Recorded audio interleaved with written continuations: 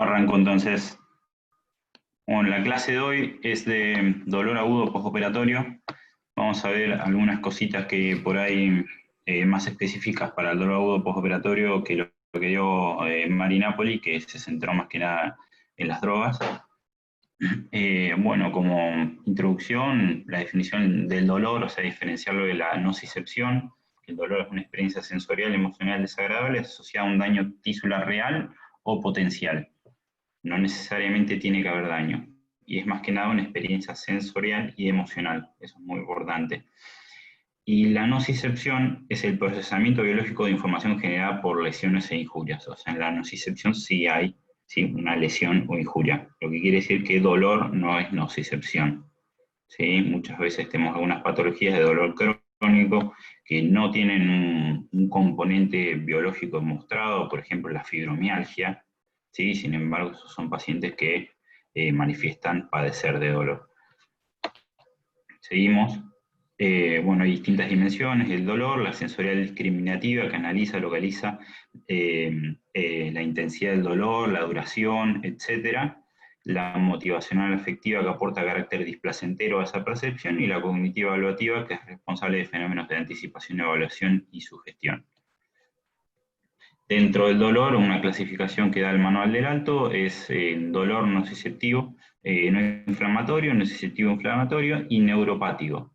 Básicamente el dolor postoperatorio agudo nos vamos a concentrar en el nociceptivo no inflamatorio y el nociceptivo inflamatorio, que suelen ser estímulos, o sea, sensaciones, percepciones de carácter agudo, por lo general autorresolutivos, ¿sí? Pero para que sean autorresolutivos va a depender del procedimiento que se realice, del paciente y sus comorbilidades, de la estrategia analgésica que implementemos y de muchas otras cosas. Bueno, como dije recién, el dolor postoperatorio sin un tratamiento adecuado puede producir una sensibilización central que puede perpetuarlo y cronificarlo. Por eso es muy importante planificar una buena estrategia de analgesia postoperatoria. Bueno, el dolor postoperatorio es aquel que se presenta luego de la realización de un procedimiento o una intervención. Es agudo y generalmente autolimitado. Generalmente porque ciertas patologías, ciertas cirugías pueden llegar a producir un dolor postoperatorio persistente que puede llegar a cronificar. La intensidad máxima de este dolor se manifiesta dentro de las 24 a 48 horas. Las 24 a 48 horas son el punto crítico de mayor dolor de los procedimientos. El 50% de los pacientes, o sea, la mitad de los pacientes que operamos, van a manifestar en algún momento de estas 24 o 48 horas un dolor de intensidad moderada a severo, ya sea por la implementación de un régimen analgésico inadecuado o por periodos ventana en los cuales no reciben la infusión, o por ahí le preparamos una infusión y se va cerrada la sala y nunca más nadie la abre, y bueno, todo eso lleva a que la mitad de los pacientes pueden llegar a tener un dolor moderado o severo. Y el 20% de estos pacientes que presentan un dolor moderado o severo puede llegar a cronificar. La valoración del dolor en el postoperatorio es un inconveniente con algunos pacientes, ya que el dolor, solamente las características y la intensidad del dolor las puede manifestar el paciente. No hay nada que a nosotros nos diga objetivamente al 100% este paciente tiene 5 en 10, 6 en 10, 7 en 10 o lo que sea. Son aproximaciones, son escalas que nos ayudan a aproximar para valorar ese dolor, ¿sí? Mantener una evaluación, un registro, una documentación periódica es fundamental, que quede registrado que ese paciente fue evaluado, que ese paciente fue tratado y la respuesta, ¿sí?, que tiene a un determinado régimen analgésico o un rescate postoperatorio, ¿sí?, se va a ver reflejado en estas escalas de valoración. La escala que habitualmente utilizamos nosotros es la escala verbal numérica, y en la cual el objetivo que vamos a tener es que el paciente tenga como es una puntuación de dolor, por debajo del 4 en 10 o equivalente en otro tipo de escalas. Bueno, al interrogar sobre el dolor, tenemos que interrogar sobre la antigüedad, la localización, la intensidad, el carácter, la irradiación, los atenuantes y agravantes, el ALICIA, el famoso ALICIA que nos dan tanto en semiología en la facultad, Acá lo tenemos todo, más o menos un poquito detallado, pero no voy a entrar en detalle en esto porque ya más o menos lo manejan todos.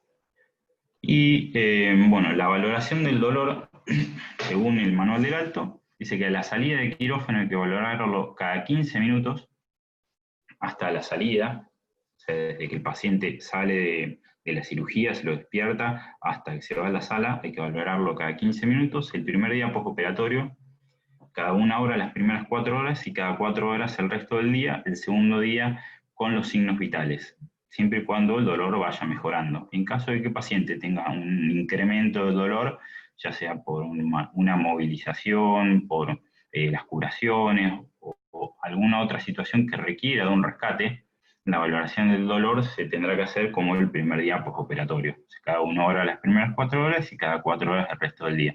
Siempre manteniendo el mismo objetivo, una escala verbal numérica menor a 4 en 10. Hay algunas escalas, esto es nombrarlo para que lo conozcan, para recién nacidos y lactantes, para niños de 1 a 7 años, ¿sí? En los cuales no se encuentran en condiciones de poder responder ante una escala verbal numérica o una escala visual analógica. Se las dejo por si las quieren ver. Las que usamos nosotros son la escala verbal numérica y la escala visual analógica, en la cual 0 no presenta dolor, 1 a 3 es un dolor leve, 4 a 6 moderado y 7 a 10 es un dolor severo. A partir de 4 se requieren rescates analgésicos. Escala visual análoga. Y hay otras escalas que se utilizan para pacientes con demencia, para pacientes en ventilación mecánica, ¿sí? Que bueno, no las puse acá, pero para que sepan que existen esas escalas. Hay que tener en cuenta siempre la presencia de síntomas que nos alerten a que el paciente pueda llegar a presentar a futuro un dolor neuropático, como un dolor incontrolable, refractario a los rescates, distantes al sitio quirúrgico, dolor lacerante o asociado a parestesias o disestesias. También hay que tener en cuenta, y lo primero que hay que descartar ante un dolor incontrolable o refractario a rescates, es que ese paciente no presente una complicación perioperatoria, que puede llegar a ser habitual, y no sedar a un paciente y mandarlo con mucha analgesia, digamos, a la sala, enmascarando una complicación quirúrgica perioperatoria. Así que, ante la duda, ante un paciente que presenta dolor en el postoperatorio y nosotros implementamos medidas de rescate y el paciente no responde, es refractario a los rescates o tiene un dolor, digamos, más allá del esperado para ese tipo de procedimiento, para la analgesia que le hayamos hecho, siempre interconsultar con el cirujano a cargo para que valore la posibilidad de que haya o no una complicación de la cirugía.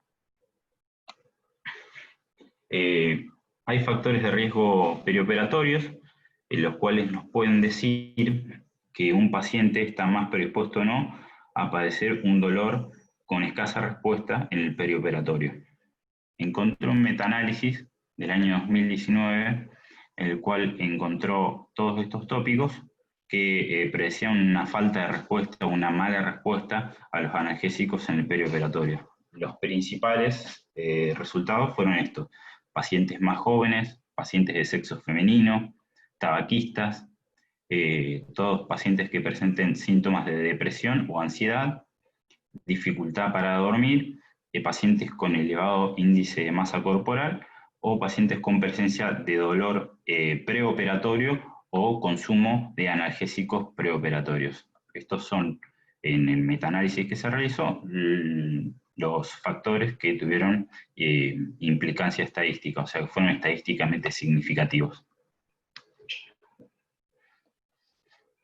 Bueno, los procedimientos quirúrgicos, como sabemos, no son todos iguales, y hay procedimientos que tienen mayor o menor impacto nociceptivo. Hay una tablita en la cual detalla todos los procedimientos, pero bueno, más o menos conocemos que hay algunos procedimientos como las toracotomías, mastectomías, cirugías de bypass abiertas, laparotomías, nefrectomías, o todo lo que son los reemplazos articulares, reemplazo total de hombro, reemplazo de cadera, reemplazo de rodilla, son cirugías de alto impacto doloroso. Las amputaciones, que a su vez las amputaciones tienen altos índices de dolor postoperatorio persistente y de dolor crónico postoperatorio, y lo que son las cirugías de columna también. Generalmente las cirugías ortopédicas, traumatológicas y ortopédicas, son cirugías de alto impacto doloroso. Bueno, esto no me voy a meter mucho, es un cuadrito que muestra el porcentaje de dolor postoperatorio persistente, que esto corresponde a la clase de Lucía, creo que es de la semana que viene. Y la incidencia de dolor crónico por procedimiento. Fíjense la alta incidencia que tienen algunos procedimientos, como la amputación a la cabeza, que muchas veces no se le da mucha bola, se le hace una raqui, lo amputan y el paciente se va a la sala sin nada, a la buena de Dios, a que lo traten con un diclofenac y un tramadol en un Baxter de 500 a pasar en un día. Esos son pacientes que tienen altas chances de cronificación de su dolor, o sea, en los cuales se pueden implementar medidas para evitar esto. Cirugías también como la mastectomía, fíjense los altos porcentajes, y hasta incluso las cesáreas, que no le damos tanta bola, fíjense que hasta el 12% pueden llegar a producir un dolor crónico en el postoperatorio.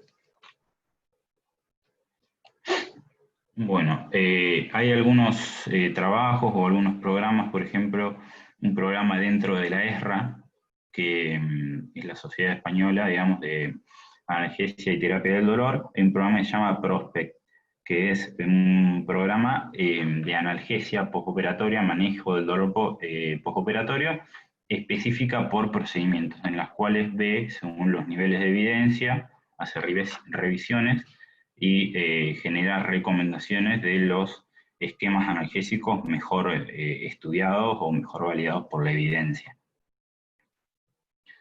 Voy a nombrar algunos, no todos, algunas cositas importantes. Por ejemplo, la cirugía de mama, este es una de las últimas revisiones que hizo del 2020. Fíjense que lo divide en cirugía menor y mayor. O sea, menor, por ejemplo, una cuadrantectomía, una tumorectomía, o cirugía mayor, como son una mastectomía radical, en la cual valora la implementación, por ejemplo, de gabapentin en el preoperatorio, tanto en la menor como en la mayor, está validado. A su vez, los AINES son grado B, y agrega en lo que es la cirugía mayor los bloqueos. Como gol estándar, agrega el bloqueo paravertebral, en lo que está mejor validado. En caso de que el bloqueo paravertebral no pueda llegar a realizarse, haya una dificultad técnica o algo, en segunda instancia recomienda los bloqueos PEC. Y los opioides los deja como medidas de rescate o como implementación en el postoperatorio. Este programa considera el postoperatorio a partir de que empiezan a cerrar la herida. Por eso van a escuchar que en las siguientes recomendaciones, en algunas va a decir opioides en el postoperatorio. Eso no quiere decir que tenés que esperar a que se despierte para hacer el opioide, sino que una vez que empiezan a cerrar, se puede realizar el opioide. En la cesárea, por ejemplo, también es interesante, esto yo no lo sabía tampoco, se recomienda la implementación de gabapentin por vía oral, una recomendación a nivel de evidencia 1, grado A, o sea que está bastante bien valorado y estudiado. Cuanto a lo que es los opioides intratecales, que no lo realizamos nosotros, la verdad es que no nos costaría mucho hacer una analgesia con opioides intratecales, ya que hacemos una anestesia raquídea, preparar una jeringuita con 100 gamas de morfina y hacerlo, la verdad que no nos costaría nada y podríamos empezar a implementarlo. O hacer algún tipo de comparación entre las pacientes que se le hace morfina y no se le hace morfina, a ver cómo es el control de dolor en el postoperatorio. Y bueno, también da algunas otras recomendaciones, como las incisiones quirúrgicas. Se mete ya en algo en lo que nosotros no manejamos. Fíjense que la Fanestel tiene mayor incidencia de dolor que esta incisión de Jobel-Cohen, que es una incisión también transversal, pero recta. En vez de ser así tipo en sonrisita, es recta. Y el no cierre del peritoneo mejora, digamos, la analgesia postoperatoria.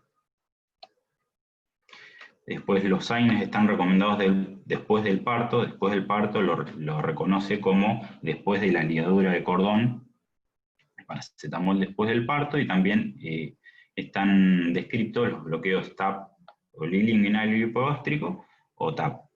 Flor explicó bien ayer que se pueden hacer también bloqueo ilioinguinal y hipogástrico que no sea TAP. No me voy a meter en eso.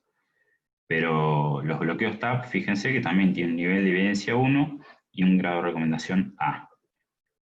O sea que están muy bien estudiados y valorados, y está demostrado que disminuyen la necesidad de rescates en postoperatorio y consumo de opioides.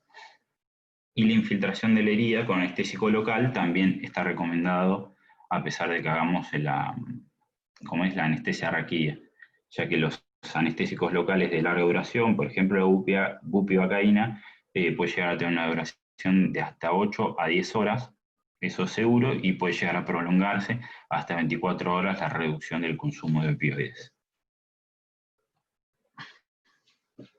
Bueno, estas son recomendaciones del postoperatorio. Los opioides solo se recomiendan como medidas de rescate. Las histerectomías laparoscópicas, a veces nos surge la duda de ¿le hacemos una peri, no le hacemos una peri?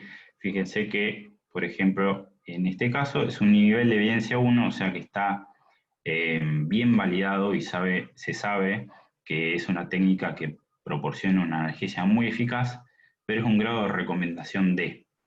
O sea que debería tenerse una técnica, una intervención de reserva. Están recomendados los AINES, y fíjense que la dexametasona también. La dexametasona no es que disminuye la intensidad del dolor, sino que lo que nombra acá es que en dosis de 8 a 10 miligramos prolonga la duración de la analgesia que uno realiza. Y los opiáceos, fíjense, en intervenciones postoperatorias, lo que les dije, es una vez que comienza el cierre de la herida. En ortopedia y traumatología, todo lo que son las cirugías de hombro, en este caso son cirugías de manguito rotador, están recomendados, lo más validado y lo mejor es la realización de técnicas de anestesia regional, sobre todo el bloqueo interescalínico. Hay algunos pacientes en los cuales no se puede realizar este tipo de bloqueo, como son pacientes con una reserva pulmonar disminuida, pacientes EPOC, pacientes con parálisis de frénico o parálisis de cuerdas vocales. Son pacientes en los cuales hay que tener precaución. En estos pacientes se recomienda como segunda opción la realización de un bloqueo del supraescapular combinado o no con un bloqueo del nervio axilar.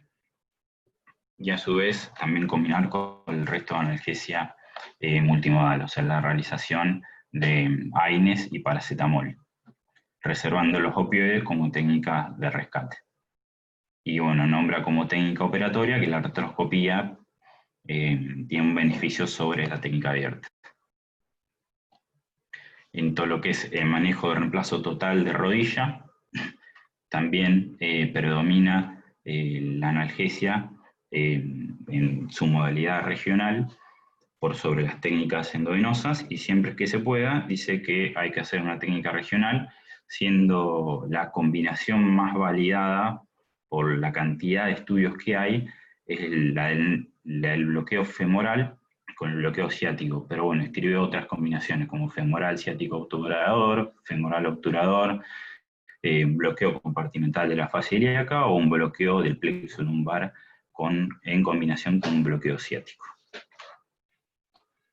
Cirugía general, la colectomía abierta, lo que recomienda es la analgesia peridural en forma rutinaria, un grado de recomendación A, y en caso de que no pueda realizarse, se recomienda la utilización de opioides y de lidocaína. Pero la lidocaína siempre la recomienda si se realiza en forma preoperatoria, o sea, preincisional, con una infusión intraoperatoria y un mantenimiento en el postoperatorio.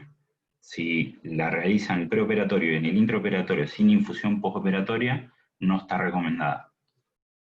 Esto siempre y cuando las técnicas peridurales no se encuentren disponibles o estén contraindicadas. Y en la analgesia peridural lo que recomienda es la combinación de un anestésico local con un opioide. Hay técnicas que no están recomendadas, por ejemplo, los AINES convencionales, según esta revisión, esta revisión del prospect de la ESRA, no están recomendados en el preoperatorio ni en el intraoperatorio porque existe la posibilidad de que haya riesgo de hemorragia durante la cirugía. Y los corticosteroides como analgesia tampoco están recomendados. Sí están recomendados como antieméticos. Los bloqueos TAP, por ejemplo, están recomendados como una opción a tener en cuenta si no está disponible la técnica peridural en el postoperatorio. Pero bueno, hay una limitada cantidad de estudios que validan el uso en forma sistemática. Lo mismo la infusión o infiltración con anestésicos locales de la herida. En herniorragia vamos a pasar, si lo hacemos un poquito más rápido, la colecistectomía laparoscópica. Fíjense que hay algunas estrategias que no están recomendadas, que muchas veces las hacemos, por ejemplo, ketamina o infusión de lidocaína o alfa-2 agonistas. Lo que está recomendado son los AINES, el paracetamol, la dexametasona y los opioides como rescate. La utilización de opioides débiles en el postoperatorio, o sea, a partir del cierre de la herida, o directamente como técnicas de rescate en la unidad de recuperación postanestésica. Y en el intraoperatorio también hay algunas cuestiones de los cirujanos en las cuales podemos intervenir, como por ejemplo la insuflación de baja presión entre 10 a 12 milímetros de mercurio, el lavado con solución salina, que esto bueno, lo hacen ellos medio de rutina, y la aspiración o el vaciado del neumoperitoneo. Esas son estrategias que ayudan a disminuir el dolor postoperatorio. Bueno, seguimos con rescates en el postoperatorio. Una vez que el paciente sale, muchas veces padece de dolor y estamos en la recuperación y necesitamos rescatarlo, así que vamos a ver algunos puntos importantes para la implementación de rescates en la URPA. Los rescates con opioides, tenemos que ver qué opioide utilizamos para tener en cuenta el tiempo de acción y la eliminación de cada droga. Generalmente los rescates con opioides se realizan con el 10% de la dosis diaria para ese paciente y son preferibles los opioides agonistas totales sobre los parciales o agonistas antagonistas. La mayoría de los opioides no tienen dosis techo, o sea que lo vamos a titular hasta conseguir el objetivo de bajar el dolor por debajo del 4 en 10 en la escala verbal numérica, o los vamos a suspender ante la presencia de efectos adversos, ya sea depresión respiratoria, náuseas y vómitos incontrolables, entre otros. Y hay opioides que tienen dosis máximas, que acá abajo se los dejé anotados, como el tramadol, la codeína, meperina y el dextropropoxifeno. Esto es importante para instituciones en las cuales muchas veces la aplicación de los rescates no están hechos directamente por el profesional, sino que se deja indicado para servicios de enfermería. Es muy importante que las diluciones, ya sea de analgesia de mantenimiento o analgesia en formas de rescates, estén normatizadas para cada lugar de trabajo. Y escribirlo como si el que lo estuviera leyendo tuviese un retraso mental, básicamente. O sea, morfina, por ejemplo, una ampolla, 10 miligramos en 9 centímetros de solución fisiológica, 1 miligramo por centímetro cúbico, cada rescate 2 miligramos, entre paréntesis 2 centímetros cúbicos, cosa que no haya chance de error o la chance de error sea mínima. Bueno, los rescates con opioides, vamos a tener en cuenta los siguientes parámetros. La escala verbal numérica menor a 4. Esto nos va a hacer detener la infusión con opioides. La depresión respiratoria, con una frecuencia respiratoria menor a 10 o 12 respiraciones por minuto. La escala de sedación de Ramsay, un Ramsay mayor a 2. Náuseas y vómitos severos, u otros efectos adversos importantes como hipotensión arterial, hipersensibilidad, rash cutáneo. Todos esos son parámetros que nos obligan a detener los rescates con opioides. O una vez que cumplimos el objetivo terapéutico, o ante la aparición de efectos adversos indeseables. Vamos a repasar algunos opioides y la utilización con medidas de rescate. La morfina, que tenemos la dosis de carga y de mantenimiento, con los rescates que deberíamos hacer con morfina, son de 0,03 a 0,05 miligramos kilo por dosis. Habitualmente se utilizan 2 miligramos por dosis, ¿sí? Y valorarlo cada 5 minutos, no menos. Acuérdense que en 5 minutos es el 80% del efecto máximo de la morfina. Y a los 20 minutos es el 100%. Pero ya si a los 5 minutos no tuvo efecto y no tenemos efectos adversos que nos obligan a detener los rescates con morfina, podemos implementar un segundo rescate. Otro opioide es el fentanilo, que las dosis de rescate son de 0,03 a 0,05 gamas por kilo, habitualmente entre 25 a 50 gamas, y con un intervalo de 6 a 10 minutos. Es importante valorar en este caso la depresión respiratoria, ya que es un opioide mucho más fuerte que la morfina, y es un paciente que después se va a ir a la sala. No podemos hacerle 6 rescates, ¿sí? Y después mandarlo a la sala. El tramadol, que aunque no es un opioide fuerte, no es un agonista total, está descrito en varios modelos de analgesia controlada por el paciente. Da algunas dosis de 0,2 a 0,5 miligramos por kilo, habitualmente 20 miligramos por dosis en bolo lento, ya que un bolo rápido de tramadol habitualmente genera náuseas y vómitos. Y el periodo de intervalo que nombran la mayoría de los estudios que utilizan PCA con tramadol es de 10 minutos. Estaríamos habilitados a hacer hasta 4 rescates con tramadol. Esto lo podemos utilizar en caso de que vayamos, por ejemplo, a una sala en la cual no haya oxígeno, no tengan morfina, vayan a hacer una guardia de algún lado y no haya morfina, ejemplo, se puede usar el tramadol como rescate, como medida de rescate. Como les repito, no es lo ideal, porque el tramadol no es un opioide fuerte, no es un agonista total, pero la verdad yo lo he hecho algunas veces y me ha dado resultado. Esto también lo dieron en el curso de dolor que se dio en SPA hace un año y algo. Bueno, la meperidina, rescate, también 0,3 miligramos kilo, 20 miligramos es igual al tramadol. No está muy recomendada la realización de rescates con meperidina, y en caso de realizarlos, no se puede prolongar su uso por más de 48 horas por acumulación del metabolito tóxico, la normeperidina, que es neurotóxico. O sea, dentro de lo posible, evitar rescates con meperidina, pero bueno, si es lo único que tenemos, podemos utilizarlo. Bueno, el dextropropoxifeno, la buprenorfina y la nalbuphina también tienen dosis, digamos, de rescate. No los voy a nombrar, se los dejo acá, por si algún día se encuentran en algún lugar que tengan algunas de estas drogas y no otras, para que sepan cuáles son las dosis de rescate. Este es un estudio que muestra la titulación de la morfina. Fíjense, es más o menos lo que ya dijimos, que son bolos de 2 a 3 miligramos, esperar 5 minutos y valorar la escala, ¿sí? Hasta que sea menor de 4. Si es menor de 4 detenemos, o ante efectos adversos lo detenemos. Y acá está lo que dijimos, fíjense el pico de los 20 minutos, y el 80% del efecto se ve entre los 5 y los 6 minutos. Y hay que detenerlo ante los efectos adversos que ya nombramos.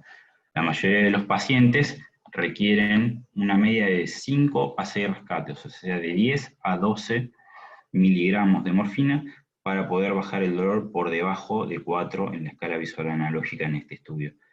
Y cuanto mayor sea el score en la escala visual analógica inicial, más rescates va a requerir ese paciente, ¿sí? Para poder llegar a un dolor menor a 4.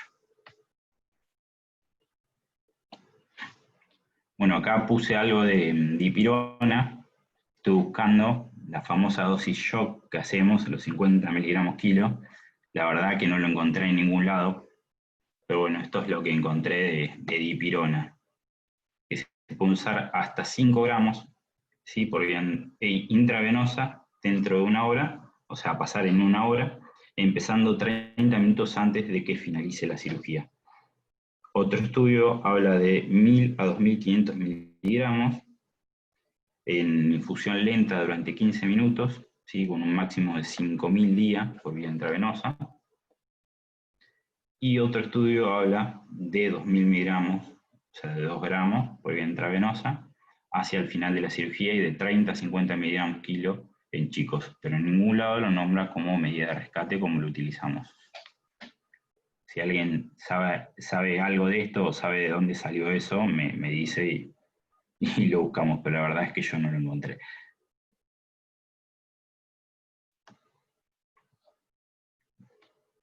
Y bueno, este artículo está muy interesante, ya que dan normativas en base a la evidencia de todo lo que es la infusión de lidocaína como medida de rescate, o sea, para el tratamiento del dolor agudo.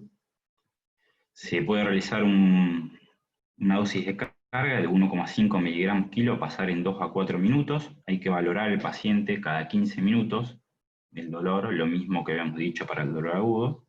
¿Sí? A la salida de quirófano, ¿se acuerdan? Cada 15 minutos. Hay que monitorizar este paciente, ¿sí? Cada 20 minutos. Lo que nombra acá como monitorización es la saturación de oxígeno, la presión arterial, la frecuencia cardíaca cada 5 minutos los primeros 20 y cada media hora por una hora.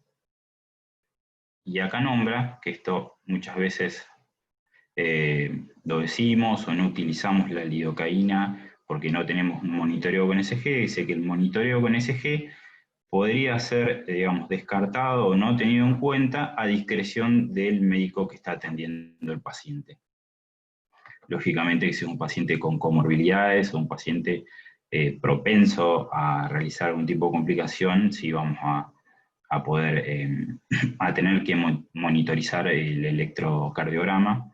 Pero si es un paciente joven, por ejemplo, que se le realizó una amputación, siempre y cuando tengamos este monitoreo de la presión arterial, la saturación de oxígeno y la frecuencia cardíaca, podríamos realizar, por ejemplo, lidocaína en la sala.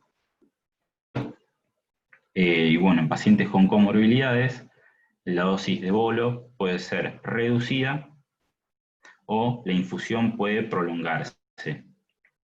Y bueno, ante síntomas de toxicidad se debe ajustar o suspender el tratamiento. Esto es la dosis de carga. Entonces, dosis de carga, 1,5 miligramos kilo en 2 a 4 minutos. Las indicaciones que nombra este estudio son pacientes con dependencia de opioides, cirugía con alta incidencia de dolor crónico o antecedentes de pobre control del dolor en otras cirugías realizadas anteriormente o abuso de sustancias. Son las principales indicaciones, o como una alternativa a la anestesia regional. La infusión va de 0,5 a 2 miligramos kilo por hora, iniciando habitualmente en 1 miligramo kilo hora y pudiendo variar la infusión de 0,25 a 0,5 miligramos por kilo por hora. Hay que ver los signos de toxicidad y en caso de que el paciente presente signos de toxicidad, se tiene que detener la infusión y se puede reanudar luego de 1 a 2 horas, siempre reanudando, ¿sí?, a dosis menores de las que le causaron síntomas al paciente. Y en pacientes que presenten signos de toxicidad, estaría bueno realizar una medición de los valores sanguíneos de lidocaína, los cuales no están recomendados de rutina, ¿sí?, sino en pacientes que desarrollan síntomas adversos o signos de toxicidad. Y bueno, la infusión puede durar hasta 12 a 72 horas. Esta es la evidencia de la aplicación de lidocaína, tal como muestra la evidencia de en cuáles cirugías es más efectivo. Es más efectivo en todas las cirugías abdominales, ya sea abiertas o laparoscópicas. Fíjense que el nivel de evidencia es fuerte sobre todo en las cirugías abiertas y laparoscópicas, y la evidencia moderada en cirugías como próstata, mama o torácica. O sea que estaría recomendado de primera línea en todo lo que son las cirugías abdominales, fundamentalmente abiertas. Y el uso de lidocaína en el perioperatorio. Hay varios esquemas, varios estudios. Me quedo con este, que es digamos, el más nuevo y el realizado por la ASRA, que es, digamos, una entidad seria, en la cual ya da las indicaciones, los rangos de dosis y las contraindicaciones relativas del uso de ketamina en el perioperatorio.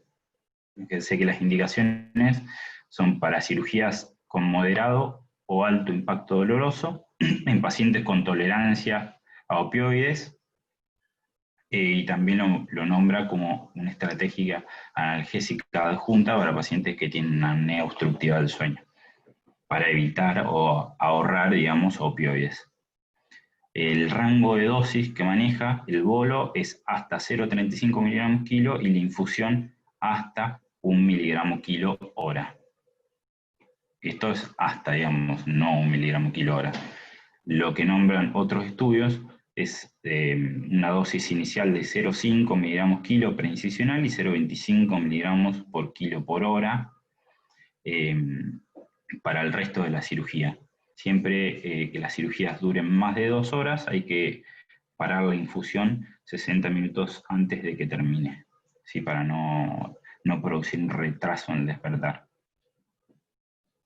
Y también varía algunos grados de dosis según el impacto doloroso de la cirugía. Por ejemplo, en este estudio, fíjense que nombra una infusión, por ejemplo acá de 250 gamas kilo hora para cirugías de bajo impacto doloroso y de 500 gamas para una cirugía de alto impacto doloroso. Después estuve buscando algo como la ketamina, como estrategia de rescate en el postoperatorio, en la URPA, y bueno, este es el único estudio que encontré, que es un estudio controlado, aleatorizado, doble ciego, en el cual dosis de 0,25 miligramos kilo de ketamina como rescate no demostraron una mejoría estadísticamente significativa en cuanto a los scores de dolor o los efectos adversos en la unidad de recuperación post-anestésico, o sea que no estarían recomendados la ketamina como medida de rescate. Bueno, estos son algunos estudios que muestran la eficacia del dexmedeto para el dolor agudo. Vamos a pasarlo. Y bueno, esto lo dieron en el curso de dolor, que estaría bueno por ahí poder implementarlo en el poli. Fíjense, sé que está por ahí medio chiquito el asunto, pero bueno, fíjense cómo nombra las drogas en esta imagen de la derecha, ¿sí? Lo pone en ampollas, en miligramos, en cuánto diluirlo, en qué diluirlo, a cuántos mililitros hora pasarlo, en caso de tener una bomba de infusión continua, o a cuántas microgotas pasarlo. La verdad que es cuestión de hacerlo nomás y estaría bueno para que se pueda implementar, digamos, y que los pacientes salgan de la recuperación con esta hojita, ya con un esquema de analgesia postoperatoria realizado por nosotros. Y en el de la izquierda nombra los rescates. Fíjense, hay meperidina, morfina, fentanilo, tramadol. Cómo hacer, cómo preparar para realizar un rescate, cuánto hacer de esa solución que preparamos, cada cuánto hacer y qué número de rescates hacer antes de llamar al, digamos, servicio de dolor agudo, lo dice acá. Y otro tema que surgió como discusión, digamos, en la clase anterior, que me pareció interesante revisar, es la analgesia preventiva versus la preemptiva.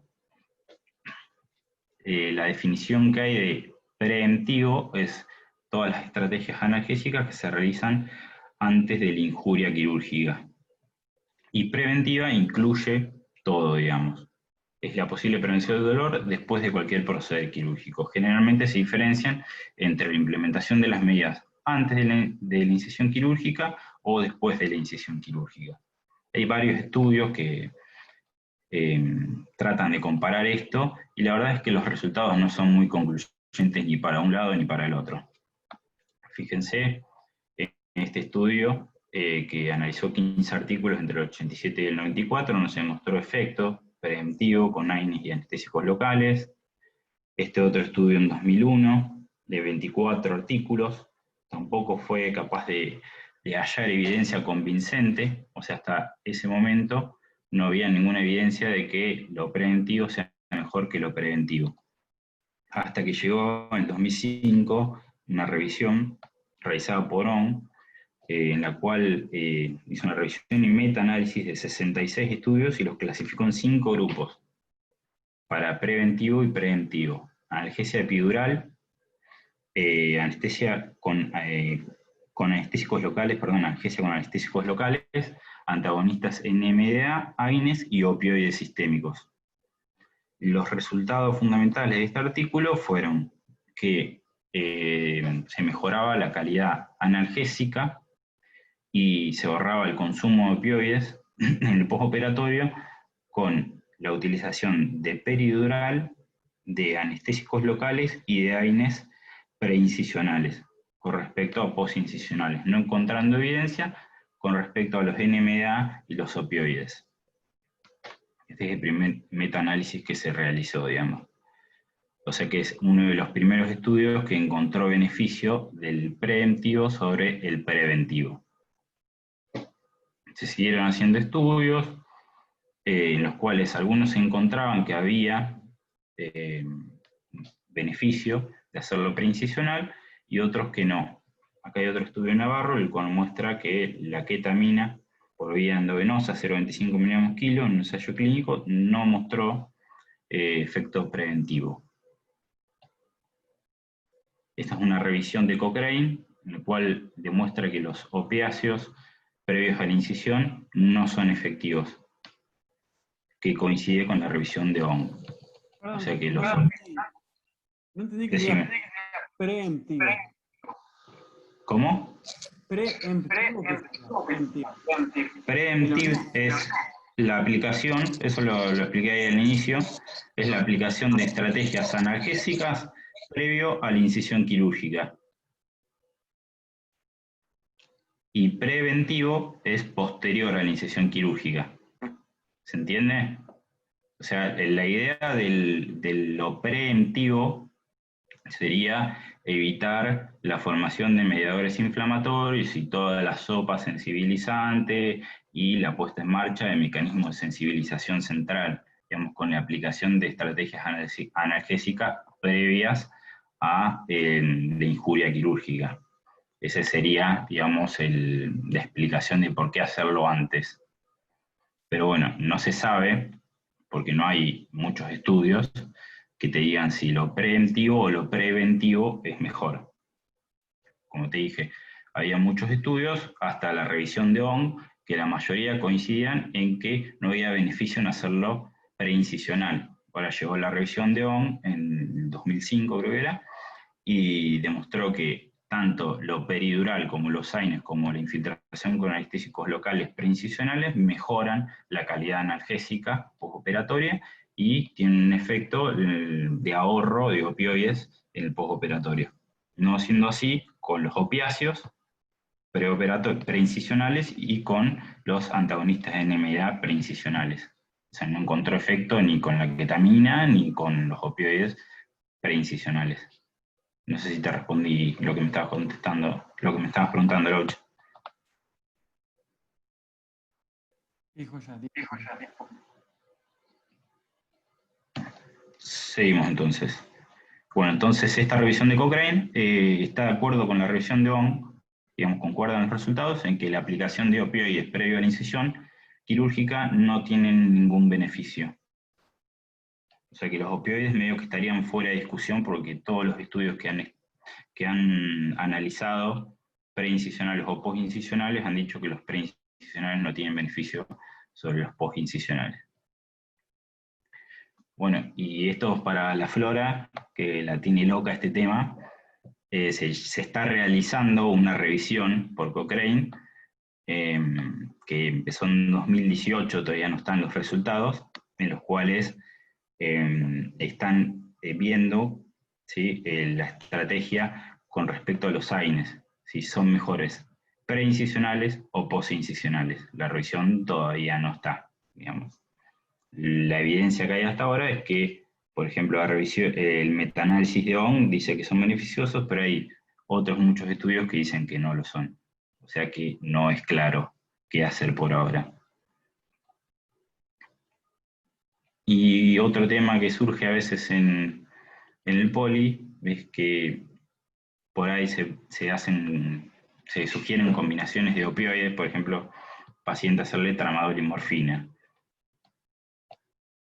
Encontré un metaanálisis que vio este tema, la combinación de tramadol y morfina, y bueno, concluyó que no es beneficioso la asociación de tramadol y morfina porque no tiene impacto en los scores de dolor postoperatorios, ni ahorra mucha morfina, sino que lo ahorra muy poco, y que con respecto a los efectos adversos postoperatorios no hay mucha variación. Recién se vio un ahorro muy importante de morfina con dosis de tramadol superiores a 300 miligramos día. O sea, son dosis muy grandes. O sea que no sería muy aplicable a la clínica diaria esto. Y como último tema, la infiltración. Tengo una pregunta, Bray. Sí. Perdón, de lo anterior, de eso. Sí. O sea que si le hacemos tramadol a un paciente, por ejemplo, y queda con dolor, Sí. está en la red y tiene dolor, ¿sería mejor hacer un rescate con fentanilo o podemos hacer rescate con morfina igual? No, se puede hacer. Lo que habla este estudio es de la aplicación en conjunto de tramadol y morfina. De, por ejemplo, vos estás en el intraoperatorio y decís le quiero hacer tramadol y morfina a este paciente. No de la aplicación de tramadol y que el paciente quede con un dolor y después rescatarlo con morfina. Eso lo podés hacer tranquilamente. Lo que habla es eso, de la combinación. Porque, o sea, se había planteado un tema, o sea, como el interrogante que desencadenó este metaanálisis, es si la aplicación de tramadol podía llegar a producir algún efecto beneficioso sobre el consumo de morfina en el postoperatorio. O sea, si podía ahorrar morfina. Sí. No, soy Maru. ¿Te acordás que yo en mi clase algo di de eso? Y lo que decían era que se estudió y a los efectos clínicos era lo mismo, por eso no se recomendaba. Y además, creo que los efectos adversos no bajaban. No bajan. Según este metaanálisis, no bajan. No disminuye el consumo, o sea, disminuye ligeramente el consumo de morfina y no produce una mejoría marcada en los scores de dolor a dosis inferiores a 300 miligramos día, o sea que tengo que superar los 300 miligramos día para que haya una mejoría significativa en los scores de dolor postoperatorio, y no reduce los efectos adversos postoperatorios. Entonces no dice como conclusión que no está recomendado. Perfecto, listo, gracias. Y bueno, último tema, la infiltración de leída, que muchas veces es polémico, que le damos qué hacer, digamos, qué droga hacer, en qué volumen, en qué concentración. Bueno, encontré un estudio, está bueno, que te da algunas dosis máximas y cómo prepararlo, en el cual, bueno, como conclusión, llega a que todavía no está bien definido qué droga es mejor que otra, o qué concentración es mejor que otra, o qué volumen, o si inyección única o colocación de catéter. Pero bueno, lo que sí concluyó es que es efectivo, que disminuye el consumo de opioides en el postoperatorio y que se recomiendan sobre todo las drogas de larga acción, que pueden llegar a tener una duración de 4 a 8 horas, ¿sí? Seguro, y pueden llegar a tener un efecto hasta 24 horas, lo que nombraba por dos mecanismos. Uno, por disminuir el componente inflamatorio, y dos, por bloqueo de las terminales nerviosas periféricas de los nociceptores. Y recomienda realizarlo fundamentalmente previo a la incisión quirúrgica. Y bueno, acá hay unas recomendaciones para un paciente de 70 kilos que qué aplicar. Se puede dar bupivacaína, levobupi el 0,25, ropi el 0,75, y una cosa importante que nombraba, que aunque no aclaraba qué concentración era mejor que otra, decía que la concentración tiene que ser suficiente para proveer analgesia a ese paciente. O sea que no sería necesario que nosotros le pasemos la bupi al 0,5, sino con una bupi al 0,25 y un poco más de volumen, por ahí andaríamos mejor sin hacerle tantas dosis de anestésico local. Y listo, no tengo nada más. No sé si tienen alguna duda, alguna pregunta.